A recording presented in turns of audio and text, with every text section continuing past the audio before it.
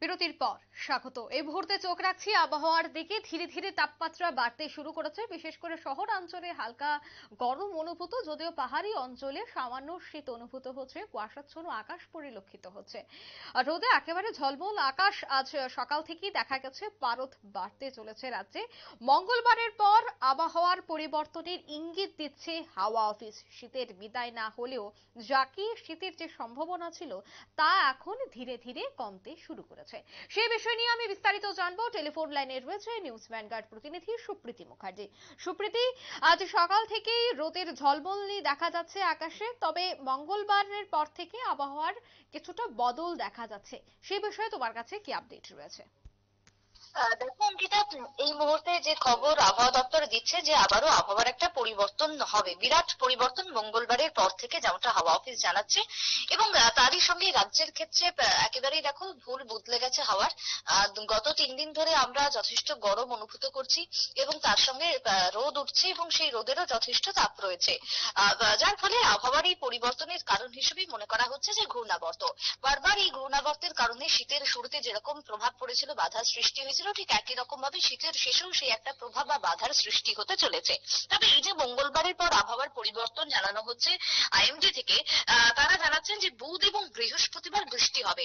দেশের বেশ কিছু জায়গাতে, বেশ কিছু জেলাতে বৃষ্টির সম্ভাবনা থাকছে এবং আমাদের রাজ্যের ক্ষেত্রে এখনই কোনো কিছু বলা হয়নি। তবে বাংলাদেশে যেহেতু ঘূর্ণাবর্ত এবং বঙ্গোপসাগরে একটি উচ্চচাপ বলয় তৈরি হওয়ার কারণে এই বৃষ্টিপাতের ভ্রুকুটি তৈরি হয়েছে। এবার বাংলাদেশে যদি কখনো কোনো যদি ঘূর্ণাবর্ত থেকে শুরু করে কোনো বৃষ্টিপাতের সম্ভাবনা থাকে, তাহলে নিঃসন্দেহে আমাদের রাজ্যে তার প্রভাব একটা পড়বেই। কারণ বাংলাদেশ যেহেতু একেবারে আমাদের পার্শ্ববর্তী, তাই সেই জায়গাতে দাঁড়িয়ে যখনই কোনো বাংলাদেশের দিকে ঘূর্ণাবর্ত থাকে, তার প্রভাব ত্রিপুরার ক্ষেত্রেও পরিলক্ষিত হয়, তাপমাত্রার পারদ ওঠানামা করতে থাকে। তবে এখনই শীত বিদায় হবে না, কিন্তু শীত বিদায় না হলেও তোমার শীতের যে তাপমাত্রা সেটা ধীরে ধীরে বাড়তে শুরু করেছে। আমরা সর্বনিম্ন এবং সর্বোচ্চ তাপমাত্রা, যেটা একটা সময় 20-র নিচে নেমে গিয়েছিল, সর্বোচ্চ অনেকটাই নিচে 15-14-র মধ্যে সর্বোচ্চ ছিল এবং সর্বনিম্ন 10-এর নিচে নেমে গিয়েছিল, সেই তাপমাত্রা অনেকটাই বেড়ে গেছে। আবারও এখন দেখা যাচ্ছে যে সর্বোচ্চ তাপমাত্রা যেটা 24.6 থাকছে, কখনো বা 25 ডিগ্রি থাকছে। আবার সর্বনিম্ন তাপমাত্রা সেটা তোমার 11, 12, 13, 14 পর্যন্ত থাকছে। অর্থাৎ অনেকটাই তাপমাত্রা বেড়েছে এই কয়েকটা দিনে। শৈত্যপ্রবাহ পরিস্থিতির সৃষ্টি রয়েছে এই মুহূর্তে দেশের উত্তর ভাগে, অর্থাৎ উত্তর প্রদেশ থেকে শুরু করে পাঞ্জাব, হরিয়ানা, মধ্যপ্রদেশ, রাজস্থান, প্রত্যেকটা জায়গাতে এখনো পর্যন্ত কোল্ড ওয়েভের পরিস্থিতি জারি রয়েছে এবং তার সঙ্গে কড়া সতর্ক বার্তা থাকছে। কুয়াশার একটা মোড়া সকাল পরিলক্ষিত হচ্ছে দেশের উত্তর ভারতে। এবং অন্যদিকে তোমার তুষারপাতেরও সম্ভাবনা রয়েছে সিকিম থেকে শুরু করে দার্জিলিং এ। কারণ যেহেতু বৃষ্টির সম্ভাবনা থাকছে সমতল ভাগে, তাই শৈলা শহরে একটা তুষারপাতের সম্ভাবনা কিন্তু দেখা দিয়েছে।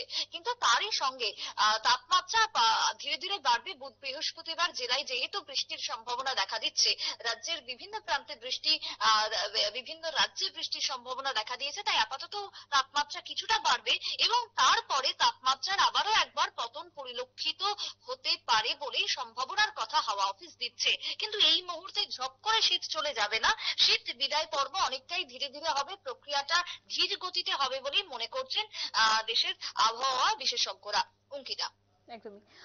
এই যে আবহাওয়ার পরিবর্তন বা এই যে তুমি বললে যে শীত বিদায় নেবে না, সেক্ষেত্রে কি মনে হয় ফেব্রুয়ারির মাঝামাঝি সময় পর্যন্ত শীত থাকবে, নাকি পুরো ফেব্রুয়ারি পর্যন্ত একটা শীতের আমেজ পরিলক্ষিত হবে গোটা রাজ্য জুড়ে?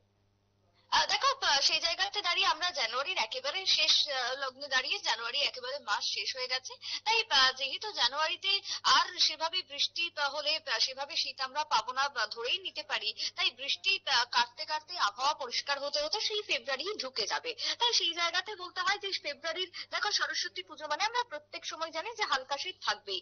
এবারও সেই সরস্বতী পুজোও রয়েছে একেবারে ফেব্রুয়ারির মাঝামাঝিতেই, দ্বিতীয় সপ্তাহে রয়েছে। তাই ততদিন পর্যন্ত শীত থাকবে।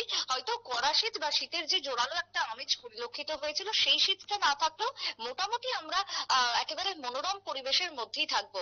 না সেরকম গরম হবে বা না সেরকম প্রচন্ড পরিমাণে ঠান্ডা হবে, কিন্তু শীত এত সহজে বিদায় নেবে না, কিছুটা সময় লাগবে। ফেব্রুয়ারির মাঝামাঝি সময় অতিক্রম হলেই শীত ধীরে ধীরে বিদায় নেবে রাজ্য থেকে এবং দেশ থেকে বলেই মনে করছেন আবহাওয়া বিশেষজ্ঞরা। তবে হাড় কাঁপানো ঠান্ডা এখন আর হয়তো সেভাবে পরিলক্ষিত হবে না, কিন্তু কুয়াশার সতর্কতা থাকছে বিভিন্ন প্রান্তে।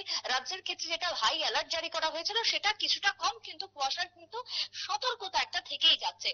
এবং তার জন্য একটা প্রভাব যানবাহন চলাচলের ক্ষেত্রে, ট্রেন থেকে শুরু করে বিমানের ক্ষেত্রে তার প্রভাব পড়তে শুরু করে, এবং সেটা এখনো পর্যন্ত লক্ষ্য করা যাচ্ছে। কিন্তু শীতের সেই ধরনের দাপটটা আপাতত নেই, কিছুটা কম রয়েছে। আগামী দিনে কি হয় সেটাই এখন দেখার। তাই আবহাওয়াবিদরা এখনো সঠিকভাবে কিছু না বললেও শীতের বিদায় প্রক্রিয়া যে অত্যন্ত ধীর গতিতেই হবে এবার, সেটাই জানাচ্ছে কার্যত হাওয়া অফিসের একদম। আধিকারিকরা। অঙ্কিতা। ধন্যবাদ সুপ্রীতি। মঙ্গলবারের পর আবহাওয়ার কিছুটা বদল হতে পারে, তবে জাঁকিয়ে শীতের কোনো সম্ভাবনা নেই। হালকা এবং মাঝারি শীত পরিলক্ষিত হবে গোটা রাজ্যে, তাই জানাচ্ছে এই মুহূর্তে হাওয়া অফিস। নিয়ে নিচ্ছে ছোট্ট একটি বিজ্ঞাপন বিরতির সঙ্গে থাকুন।